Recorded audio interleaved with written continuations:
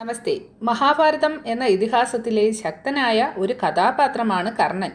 അതിൽ നിന്നും സത്യനിഷ്ഠയുള്ള ധർമ്മത്തിൽ ഉറച്ചു നിൽക്കുന്ന ദയാലുവും ധീരനും വീരശൂരപരാക്രമിയുമായ കർണൻ്റെ ആ വ്യക്തിത്വം യുവതലമുറയെ ഒന്ന് പരിചയപ്പെടുത്തണമെന്ന് തോന്നിയതുകൊണ്ടാണ് ഈ കർണൻ്റെ കഥ ഇവിടെ പറയുന്നത്. അപ്പോൾ നമ്മൾ പറഞ്ഞു നിർത്തിയതെന്ന് വെച്ചാൽ പാണ്ഡവർ വേഷം മാറി വിരാട് രാജ്യത്ത് താമസം തുടങ്ങിയെന്നാണ്. അപ്പോൾ യുധിഷ്ഠിരൻ രാജാവിൻ്റെ ചൂത് കളിക്കാനുള്ള സുഹൃത്തായ കങ്കനായും ഭീമൻ കൊട്ടാരത്തിലെ പാചകശാലയിലെ പാചകക്കാരനായും അർജുനൻ ഇന്ദ്രസദസ്സിൽ ഉർവശിയാൽ ശാപം കിട്ടി നപുംസകമായെന്ന് നമ്മൾ നേരത്തെ പറഞ്ഞിട്ടില്ലേ, അതുകൊണ്ട് രാജകുമാരിയെ നൃത്തം പഠിപ്പിക്കുന്ന ബൃഹന്തളയായും നകുലൻ കുതിരക്കാരനായും സഹദേവൻ പശുക്കളെ പരിപാലിക്കുന്ന ജോലിയും ഏറ്റെടുത്തു. അവിടെ വെച്ച് കുറച്ച് മാസങ്ങൾ കഴിഞ്ഞപ്പോൾ വിരാട് രാജാവിൻ്റെ ശ്യാലനായ കീചകൻ സൈരന്ധ്രി എന്ന പാഞ്ചാലിയോട് പ്രണയാഭ്യർത്ഥനയുമായിട്ട് ചെന്നു. ഇത് മനസ്സിലാക്കിയ ഭീമൻ ചില പദ്ധതികൾ ആസൂത്രണം ചെയ്ത് കീചകനെ വധിച്ചു.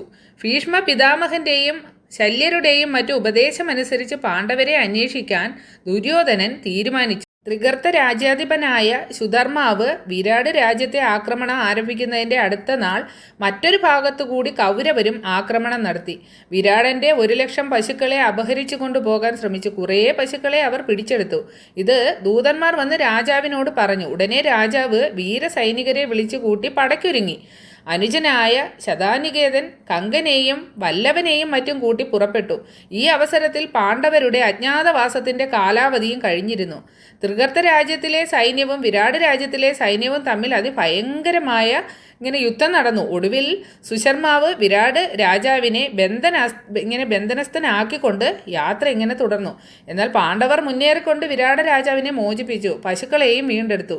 ഈ അവസരം നോക്കി ദുര്യോധനനും സൈന്യവും വിരാട് രാജ്യം ആക്രമിക്കാൻ തുടങ്ങി. വിരാട് രാജാവിൻ്റെ മകനായ ഉത്തരൻ പറഞ്ഞു, എനിക്ക് അവരെ നേരിടാൻ ഭയമില്ല, പക്ഷേ കരുത്തനായ ഒരു തേരാളി വേണം. ഞാൻ മഹാരഥന്മാരെ എല്ലാം പരാജയപ്പെടുത്തി പശുക്കളെയൊക്കെ തിരിച്ചു കൊണ്ടുവരാം. ഉത്തരൻ അർജുനൻ്റെ പേര് പറഞ്ഞ് എപ്പോഴും വീമ്പ് പറയാറുണ്ട്. ഇത് കേട്ട് സൈരന്ധ്രി പറഞ്ഞു, ഈ ബൃഹന്തള പണ്ട് അർജുനൻ്റെ തേരാളിയായിരുന്നു. ഈ ബൃഹന്തളയെ തേരാളിയാക്കിയാൽ കൗരവരെ നിഷ്പ്രയാസം പരാജയപ്പെടുത്താൻ സാധിക്കും. പെട്ടെന്ന് ഉത്തര പോയി ബൃഹന്തളയെ കൂട്ടിക്കൊണ്ടുവന്നു. ബൃഹന്തള തേര് തെളിച്ച് കൗരവ സൈന്യത്തിൻ്റെ അടുത്തെത്താറായപ്പോൾ ഉത്തരൻ രഥത്തിൽ നിന്നിറങ്ങി ഭയന്ന് തിരിഞ്ഞോടാൻ തുടങ്ങി. എന്നാൽ അർജുനൻ ചാടി ഇറങ്ങി ഓടി പോകുന്ന ഉത്തരനെ കൂട്ടിക്കൊണ്ടുവന്നു. ഞാൻ ഈ സൈന്യത്തിൽ കടന്ന് പോരാടാം, നിങ്ങൾ തേരോടിക്കൂ എന്ന് ബൃഹന്തള പറഞ്ഞു. കൗരവപക്ഷത്തെ മഹാരഥന്മാർക്ക് സ്ത്രീവേഷത്തിൽ തേരിലിരിക്കുന്നത് അർജുനൻ തന്നെ ആണോ എന്നൊരു സംശയം. അർജുനൻ ഹിമാലയത്തിൽ തപസ് ചെയ്യുന്നതിനിടയിൽ ശ്രീ പരമേശ്വരനോട് പോർ ചെയ്ത് ഭഗവാനെ പ്രസാദിപ്പിച്ചിട്ടുണ്ടെന്ന് കേൾക്കുന്നു എന്ന് ദ്രോണാചാര്യർ പറഞ്ഞു. ഇത് കേട്ട് കർണന് കോപം വന്നു. ദ്രോണാചാര്യരോട് പറഞ്ഞു, അങ്ങ് എപ്പോഴും അർജുനനെ പുകഴ്ത്തുകയും നമ്മെ നിന്ദിക്കുകയുമാണ് ചെയ്യുന്നത്. ദുര്യോധനനും അത് അർജുനനാണെന്ന് അറിഞ്ഞപ്പോൾ സന്തോഷം തോന്നി. എന്തെന്നാൽ അവരുടെ അജ്ഞാതവാസം പൊളിഞ്ഞല്ലോ എന്നോർത്ത്. അർജുനൻ ശമീ വൃക്ഷത്തിൻ്റെ ചുവട്ടിൽ തേര് നിർത്തിയിട്ട് ഉത്തരനോട് പറഞ്ഞു, ഈ മരത്തിൻ്റെ മുകളിൽ പാണ്ഡവരുടെ ആയുധങ്ങൾ വെച്ചിട്ടുണ്ട്. ഉത്തരൻ മരത്തിൽ കയറി കെട്ടെല്ലാം അഴിച്ചെടുത്ത് ആയുധങ്ങളുമായി വന്നു. ഈ ആയുധങ്ങളെല്ലാം ആരുടെയൊക്കെയാണെന്ന് ഉത്തരൻ അന്വേഷിച്ചു. ഗാന്ധീവം കയ്യിൽ എടുത്തുകൊണ്ട് അർജുനൻ പറഞ്ഞു, ഇക്കാണുന്നത് അർജുനൻ്റെ വിഖ്യാതമായ ഗാന്ധീവമാണ്.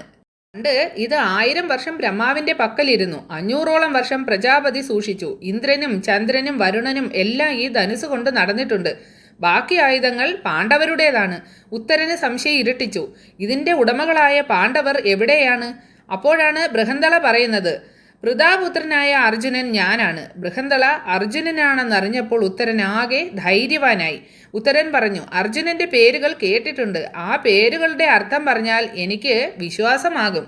എന്നിട്ട് അർജുനൻ ഇങ്ങനെ പറഞ്ഞു തുടങ്ങി, ഞാൻ നാടെല്ലാം ജയിച്ചടക്കി ധനം സംഭരിച്ചു കൊണ്ടുവന്നപ്പോൾ ധനഞ്ജയനായി.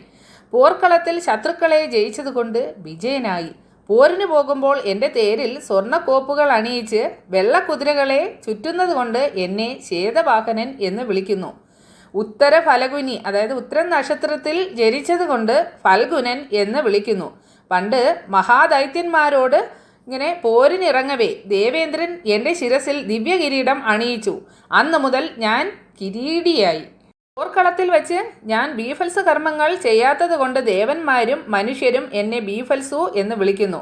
2 കൈകൾ കൊണ്ട് ഗാന്ധീവം എടുക്കാൻ കഴിവുള്ളതിനാൽ എന്നെ സവ്യസാചി എന്ന് വിളിക്കുന്നു.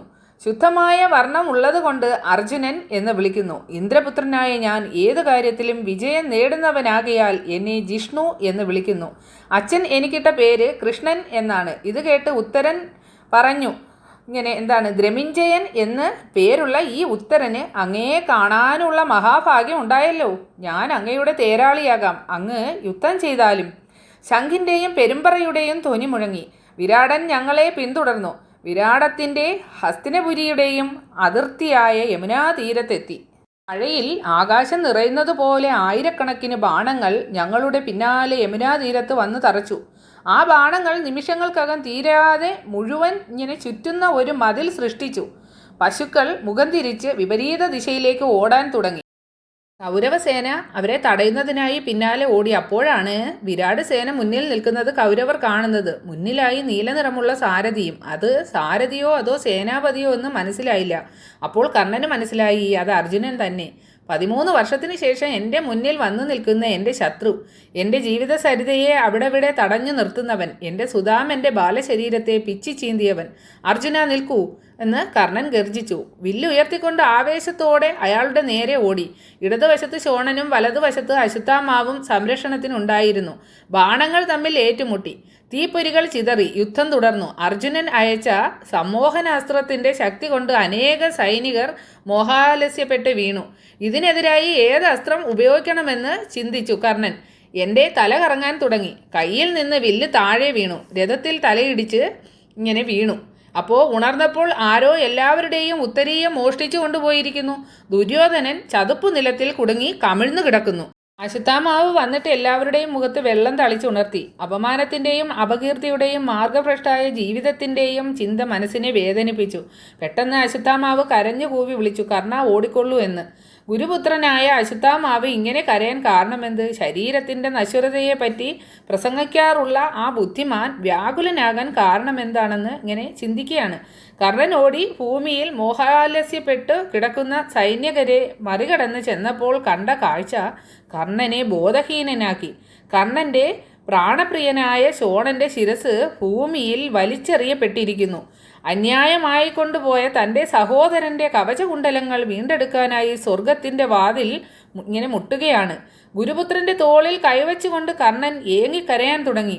കുനിഞ്ഞ് അവൻ്റെ ശിരസുയർത്തി ആവേശത്തോടെ അവൻ്റെ നെറ്റി മുകർന്നുകൊണ്ട് ഉച്ചത്തിൽ കരയാൻ തുടങ്ങി. ഇനി രാധമ്മയുടെ കണ്ണുനീർ ഞാൻ ഏത് വസ്ത്രം കൊണ്ട് തുടയ്ക്കും? കണ്ണുകളിലൂടെ കണ്ണുനീർ ഇങ്ങനെ ചിറ പൊട്ടി ഒഴുകുകയാണ്. കവചകുണ്ടലങ്ങൾ ദാനം ചെയ്തപ്പോഴും മഹേന്ദ്രത്തിൽ തുളഞ്ഞപ്പോഴും എൻ്റെ ശരീരത്ത് നിന്ന് ഇത്രയും രക്തം വാർന്നില്ല. പക്ഷേ അവൻ്റെ പകുതി തുറന്ന കണ്ണുകൾ ഞാൻ ചൂണ്ടുവിരൽ കൊണ്ട് എന്നേക്കുമായി ചേർത്തടച്ചു.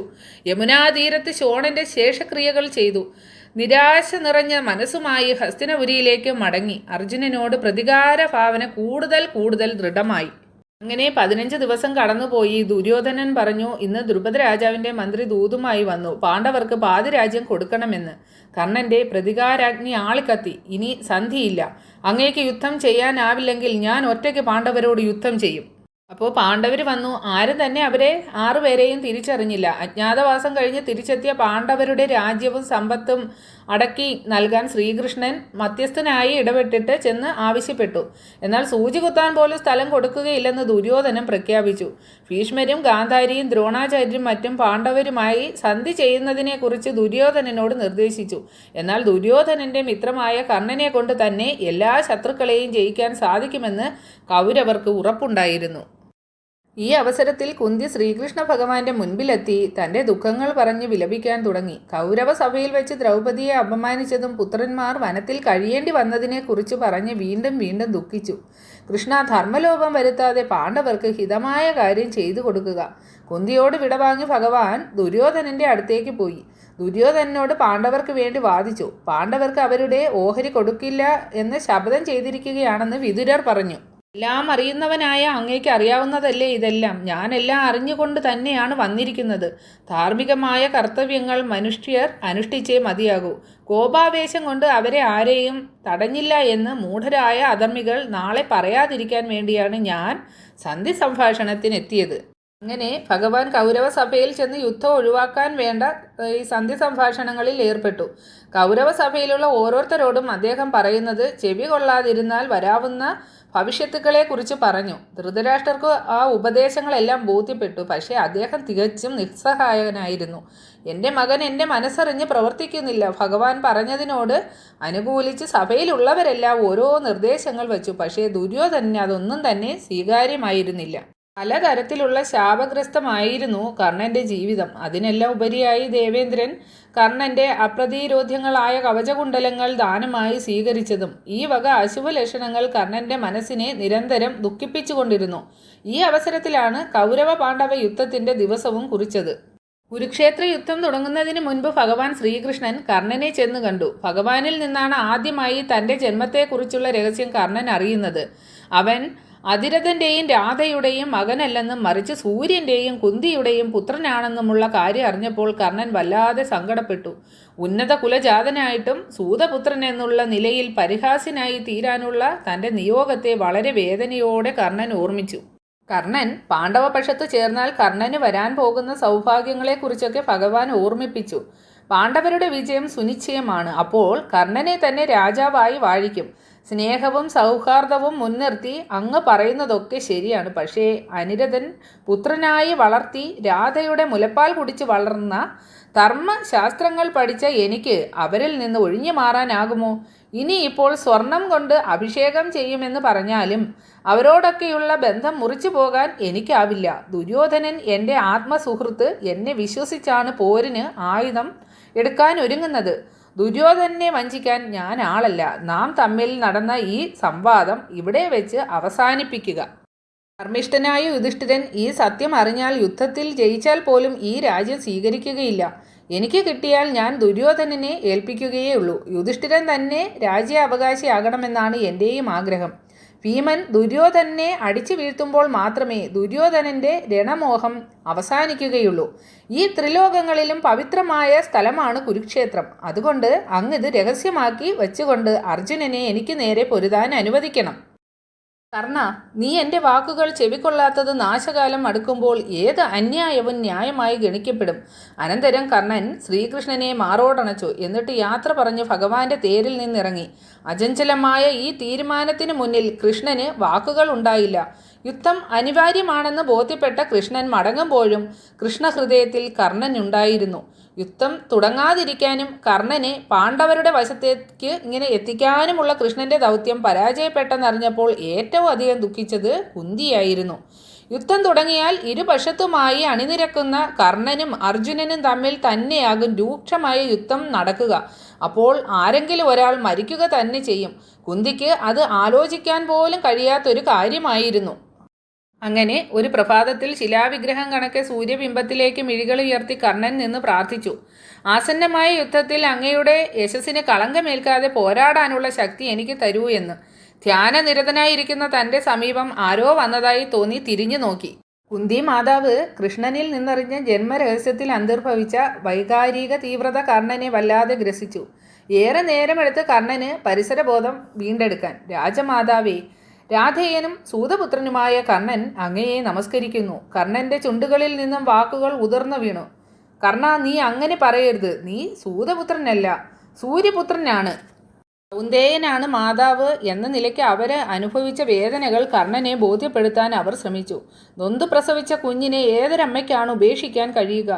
ആ തിരസ്കരണത്തിൻ്റെ പശ്ചാത്തലത്തിലും സാഹചര്യങ്ങളും ഇങ്ങനെ കണ്ണീരിൽ കുതിർത്ത് ഗദ്ഗദഖണ്ഡയായി തകർന്നും കുന്തി കർണൻ്റെ മുൻപിൽ നിരത്തി. ആ സ്വരം ഒരു യാചനയുടേതോ അല്ലെങ്കിൽ പ്രലോഭനത്തിൻ്റെതോ ആയിരിക്കാം. ഒരു മഹാ അപരാധിയെപ്പോലെ സ്വന്തം മകൻ്റെ മുന്നിൽ ആ അമ്മ പതറി. കൊടും വഞ്ചകിയും പാപിയും ആയതിനാൽ അർഹിക്കാത്ത ദയയും സ്നേഹവും മഹാദാനിയും ധർമ്മിഷ്ഠനും സർവഗുണസമ്പന്നനുമായ സ്വന്തം മകനോട് യാചിക്കുകയാണെന്നും താൻ കാരണം നഷ്ടപ്പെട്ട യശസ്സും പദവിയും മറ്റും വീണ്ടെടുത്ത് ഹസ്തിനപുരിയിൽ രാജകീയ ജീവിതം നയിക്കുന്നത് തനിക്ക് കാണണമെന്നും കുന്തി തൻ്റെ മകനോട് പറഞ്ഞു. കർണ, നീ എൻ്റെ സീമന്തപുത്രനാണെന്ന് ലോകം അറിയട്ടെ. ദുര്യോധനാദികളുടെ കുതന്ത്രങ്ങളിൽപ്പെട്ട് തിന്മകൾ ചെയ്യാതിരുന്നാലും സ്വന്തം കുഞ്ഞിനെ പുഴയിൽ ഒഴുക്കേണ്ടി വന്ന ഒരമ്മയുടെ ദുഃഖം നിനക്കൊരിക്കലും മനസ്സിലാവുകയില്ല. നിന്റെ അമ്മ സ്വാർത്ഥയായിരുന്നു. അതുകൊണ്ട് അവൾ നേടിയത് തീരാ ദുഃഖവും. ലോകൈക വീരന്മാരായ 6 മക്കളുടെ മാതാവായിരുന്നിട്ടും ഒരു നിമിഷം പോലും ശാന്തിയും സമാധാനവും എനിക്ക് കിട്ടിയില്ല. ദുഃഖം താങ്ങാനാവാതെ കുന്തിയുടെ വാക്കുകളെ തേങ്ങലുകൾ വിഴുങ്ങി. അപ്പോൾ കർണൻ പറയുകയാണ്, രാജമാതാവേ, മാതൃസ്നേഹം എന്തെന്നറിഞ്ഞത് ഞാൻ രാധയിൽ നിന്നുമാണ്. ത്യാഗസ്വരൂപിണിയായ ആ അമ്മ സ്നേഹം എനിക്ക് വാരിക്കോരി തന്നു. പിതാവായ അതിരഥൻ എന്നെ കഷ്ടപ്പാടറിയാതെ വളർത്തി. എന്നെ വിദ്യാഭ്യാസവും അസ്ത്രവിദ്യയും മറ്റും പഠിപ്പിച്ചു. അവരെൻ്റെ വിവാഹം നടത്തി. എൻ്റെ കുട്ടികളെ ആവോളം പരിലാളിച്ചു. ആയുധവിദ്യാ പ്രദർശന വേളയിൽ കർണൻ അനുഭവിച്ച അപമാനവും ആത്മനിന്ദയും അവഹേളനവും അങ്ങും അന്തഃപുര സ്ത്രീകളോടൊപ്പം ഇരുന്ന് കേട്ടതല്ലേ. ആ സമയം അർജുനൻ്റെ വീരകൃത്യങ്ങൾ കണ്ട് ആനന്ദത്തിൽ ആറാടുകയായിരുന്നില്ലേ. അപ്പോൾ അങ്ങയുടെ പുത്രന്മാരും ഹസ്തിനപുരവാസികളും ഒരു നികൃഷ്ട ജീവിയെപ്പോലെ എന്നെ ചവിട്ടി അരയ്ക്കുകയായിരുന്നില്ലേ. അന്ന് എൻ്റെ അനുജൻ ശോണനും പിതാവും കൗരവ രാജാവായ ദുര്യോധനനും മാത്രമേ എനിക്ക് തുണയ്ക്ക് എത്തിയിരുന്നുള്ളൂ. എത്രയെത്ര അവസരങ്ങളിൽ ഈ സൂതപുത്രൻ അപമാനിതനായി. ഇന്ന് ഞാൻ അനുഭവിക്കുന്ന ഈ ജീവിതം ദുര്യോധനൻ എനിക്ക് ദാനമായി തന്നതാണ്. അഭിമാനവും സർവ്വ ഐശ്വര്യങ്ങളും ദാനമായി നൽകി. എന്നെ മാത്രം വിശ്വസിച്ചാണ് ദുര്യോധനൻ യുദ്ധത്തിനൊരുങ്ങുന്നത്.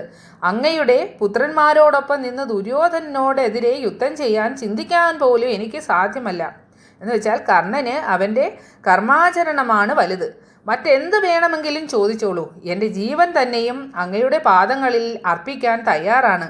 എന്നാൽ അങ്ങയോടൊപ്പം വന്ന് പ്രഥമ പാണ്ഡവനായി രാജാതിരാജനായി നേടാവുന്ന യശസ് എനിക്ക് വേണ്ട. അമ്മ അമ്മ ആ പാവനമായ മന്ത്രം അവൻ നിശബ്ദമായി ഉരുവിട്ടു. അവന് ജന്മം നൽകിയ അമ്മ, ഞാൻ ജീവിതത്തിൽ ഒരിക്കലും സഹിക്കേണ്ടി വന്നിട്ടില്ലാത്ത അതിതീവ്രമായ വ്രത കർണനിൽ നിറഞ്ഞു. മാതാവേ, യുദ്ധധർമ്മം അനുസരിച്ച് എൻ്റെ സഹോദരങ്ങളോട് പോരാടാതിരിക്കാൻ എനിക്ക് ആവില്ല. അങ്ങയുടെ അഭ്യർത്ഥനയെയും എനിക്ക് നിരാകരിക്കാനാവില്ല. അങ്ങയുടെ ഹിതം സംരക്ഷിക്കാനും മക്കളുടെ ജീവൻ സുരക്ഷിതമാക്കാനും വേണ്ടി വന്നിരിക്കുന്ന രാജമാതാവ് കുന്തി, ഞാൻ അങ്ങേക്കൊരു കാര്യം ഉറപ്പു തരാം. ഏതായാലും അങ്ങയുടെ 5 മക്കൾ ജീവിച്ചിരിക്കും. ഒന്നുകിൽ അർജുനൻ എന്നെ വധിക്കും, അല്ലെങ്കിൽ ഞാൻ അർജുനനെ വധിക്കും. മകനെ കർണ, ഒരു നിമിഷം ഈ പാപിയായ അമ്മയ്ക്ക് വേണ്ടി ഒരിക്കൽ മാത്രം എന്നെ അമ്മേ എന്നൊന്ന് വിളിക്കൂ.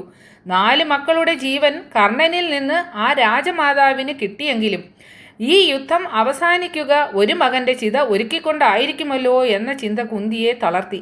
കർണൻ ഓടിച്ചെന്ന് അമ്മയെ തൻ്റെ ബലിഷ്ഠമായ കൈകളിലൊതുക്കി. അമ്മയുടെ ശിരസിൽ മകൻ്റെ അശ്രുകണങ്ങൾ വീണു. മകൻ്റെ പാദങ്ങളിൽ അമ്മയുടെയും. അമ്മയെ നെഞ്ചോട് ചേർത്ത് അമർത്തിപ്പിടിച്ച് നെറ്റിത്തടത്തിൽ ചുണ്ടുകൾ അമർത്തി കർണൻ അമ്മേ അമ്മേ എന്ന് വിളിച്ചു. കൃഷ്ണൻ്റെയും കുന്തിയുടെയും ഈ ജന്മരഹസ്യം വെളിപ്പെടുത്താൻ കർണനെ സംബന്ധിച്ചിടത്തോളം അഗ്നിപരീക്ഷണങ്ങളായിരുന്നു. ഭാര്യമാരായ വൃഷാലിക്കോ സുപ്രിയയ്ക്കോ തങ്ങളുടെ പ്രിയതമൻ്റെ ചുട്ടുപൊള്ളുന്ന ശരീരത്തിനെയോ മനസ്സിനെയോ കുളിർമ നൽകാനായില്ല. കുരുക്ഷേത്ര യുദ്ധത്തിൻ്റെ ദിവസം കുറിക്കപ്പെട്ടു. അതായത് മഹാഭാരതത്തിൻ്റെ ഏറ്റവും ഉദ്യോഗജനകമായ ഭാഗങ്ങൾ വരുന്നത് കുരുക്ഷേത്രത്തിൻ്റെ വർണ്ണനകളിലാണ്. അപ്പോൾ ബലരാമന് പാണ്ഡവരും കൗരവരും ഒരുപോലെയാണ്. കൃഷ്ണൻ്റെ സഹായത്തോടെ പാണ്ഡവർ ജയിക്കുമെന്നും അത് നിശ്ചയമായതിനാൽ കുരുവംശത്തിന് നാശമുണ്ടാകും എന്നുള്ളത് ഉറപ്പാണ്. ഉദാസീന ഭാവത്തിൽ കണ്ടുകൊണ്ടിരിക്കാൻ ബലരാമന് സാധിക്കുകയില്ല. അതുകൊണ്ട് അദ്ദേഹം പാണ്ഡവരോട് വിടവാങ്ങി തീർത്ഥയാത്രയ്ക്ക് പുറപ്പെട്ടു. അപ്പോൾ എല്ലാവരും ഈ കഥ കേൾക്കണം. ഇനി ഒരു 2 ഭാഗങ്ങൾ കൊണ്ട് ഈ കർണൻ്റെ കഥ അവസാനിക്കുന്നതാണ്. കുട്ടികൾക്കെല്ലാം പറഞ്ഞു കൊടുക്കുക. നമ്മുടെ പുരാണ കഥകളെല്ലാം കുട്ടികൾ അറിഞ്ഞിരിക്കട്ടെ. അപ്പോൾ ഇതിൻ്റെ അടുത്ത ഭാഗം നമുക്ക് ഉടനെ തന്നെ കേൾക്കാം.